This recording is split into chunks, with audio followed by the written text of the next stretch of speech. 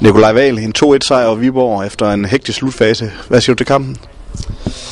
Nej, jeg er faktisk rigtig glad for den her kamp, fordi den giver os et godt billede af, hvad der venter os mod Brønshøj den 5. Altså, der kommer vi til at møde et hold, der spiller på samme måde. Altså, godt organiseret og omstillingsparate også, og bruger meget fokus på deres dødbold også. Og vi vil formentlig også komme til at spille på en bane, eller den her i dag, og den var godt nok ikke prangende. Så det var fint for os at få prøvet det af, og se, hvad det er for nogle præmisser, vi kommer til at spille under, og hvor vigtigt det er også, at vi holder hovedet koldt, fordi fodboldkampe, det bliver så selv afgjort, når dommeren han dømmer.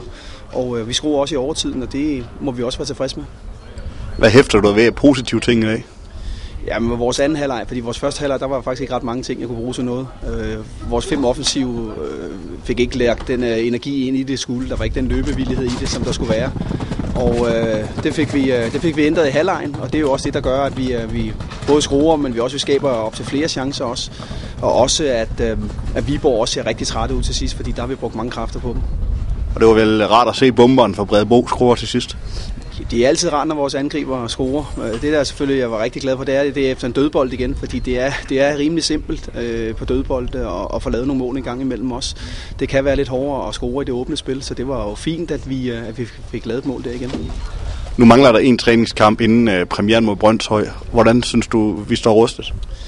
Jamen, det har jeg synes, vi har set fornuftigt ud rigtig længe. Altså, jeg vil jo gerne have, at vores sæson var startet op for længe siden også.